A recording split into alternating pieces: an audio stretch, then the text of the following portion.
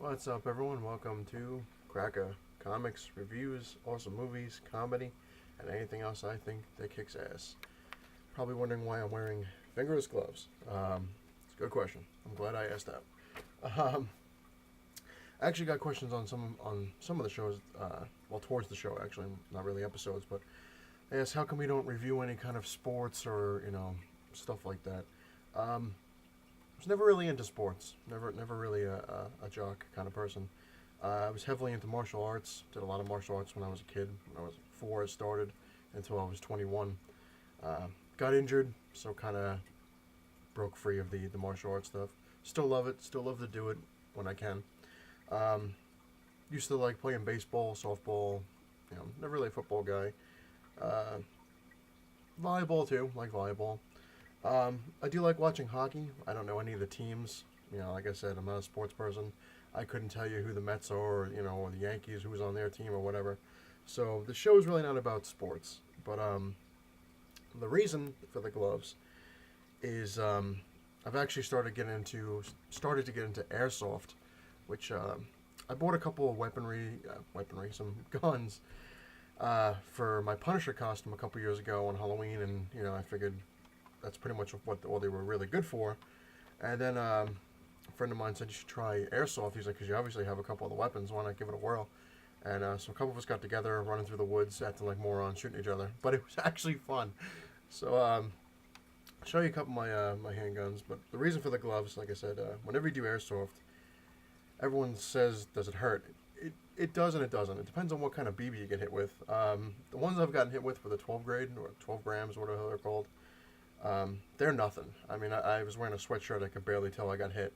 Apparently, the 20 or up, you actually will feel it. Also, depending on how close you are to the person. But it's nothing. If you can take a paintball, then you can take one of these things.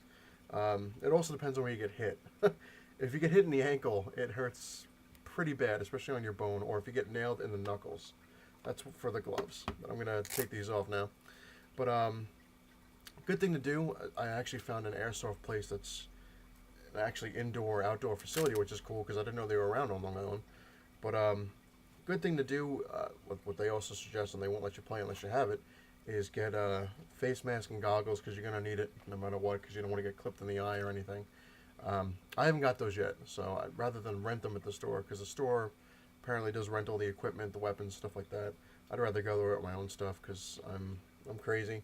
I like to have my own gear, especially if it's going to be on my face. But they also sell gloves that have armor-plated knuckles kind of thing, which I'm going to try to get because I've gotten shot in the knuckles a couple times, and it's a bitch. But first gun I got was a 1911 version. These are all spring. I haven't gotten into the gas-powered or electric yet. Martial arts teachers I used to say the best thing, never move on to another weapon unless you've mastered that one first. So I'm trying to master all the spring pistols, and I'm going to move on, and so on and so forth. But anyway, 1911, it's got the clip. It holds 13 rounds. You don't want to overdo when you put in the BBs. The best thing to get is an autoloader, because from what I heard from experts is you don't want to put the BBs in yourself because the oil in your hands messes up your accuracy. I mean, hey, do what you're going to do. But anyway, this holds 13 rounds. It's got the safety switch you turn on, pull it back, and pop. This one, it was only $12, which was pretty good online, and it's actually pretty damn accurate. I mean, I've hit some targets from a distance with this thing, because everyone claims that the spring ones suck, but they're not too bad. The second gun I got was a I'm trying to think what the hell this thing was called. UHC USP spring something. I don't know what the hell it is, but this holds 10 to 11 rounds. I mean, you could put 12 in there, but like I said, you don't want to overkill it.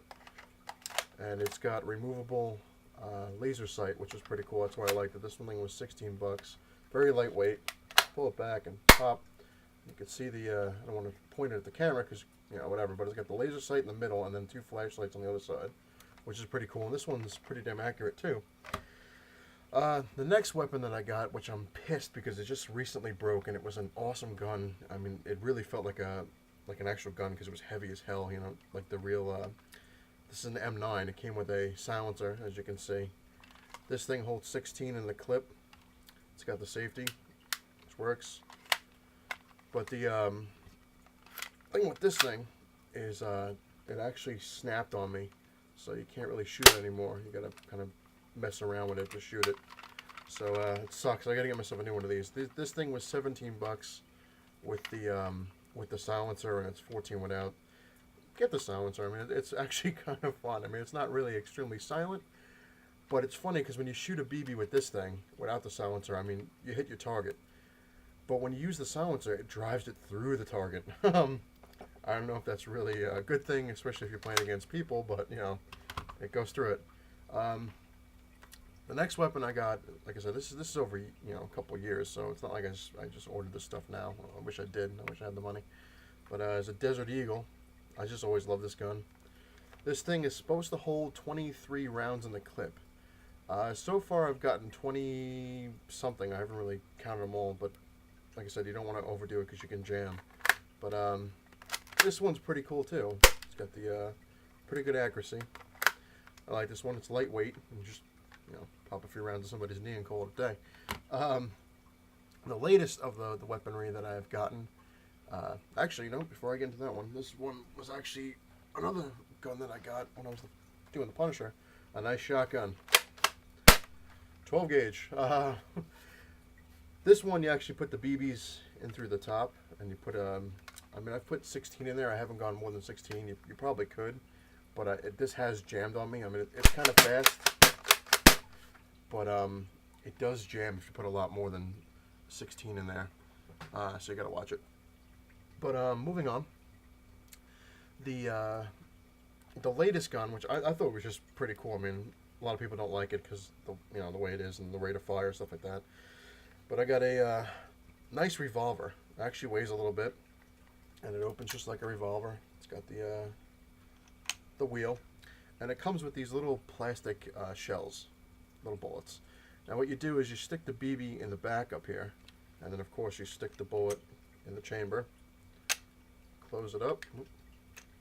Gotta make sure it closes. There we go. Close it up, and you can say if your bullet for some reason isn't where you want to shoot it, you just click the trigger until you get to where the shell is, and then if you don't fill it up, but pull the trigger back, and bam.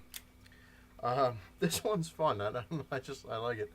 The reason I find it fun is that when you play Airsoft, like I said, I'm new to it. I'm still learning how to do this stuff.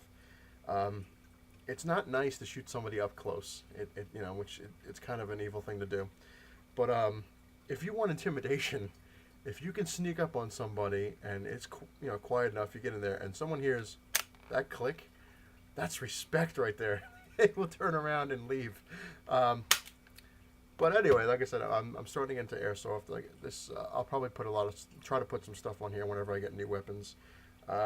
Like I said, I still have to buy gear. I have to buy a face mask and gloves. And face mask is a necessity. You have to have that if you want to play it. Especially with me with glasses. I don't want to break my new glasses. But I wanted to get a grenade launcher. Because like I said, I'm twisted and just run through a corridor and just blast somebody with a grenade launcher would be pretty cool. Also trying to get a submachine gun, which it's gas powered, so that'll probably be my first gas powered as well. I'm gonna get a gas powered pistol. Haven't decided which one yet. Oh, forgot to get into that one. Prices on the Desert Eagle. This was $27.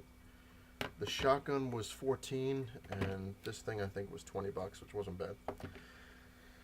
So, somewhat sports. I mean, Airsoft they claim isn't really a sport, but I'll tell you one thing: if you're dodging BBs and you're running around, it's a sport. And kids out there, remember one thing: if you can dodge a BB, you can't dodge a real bullet. So don't think you're invincible if you can dodge a BB. You'll get shot at a real gun, you're dead.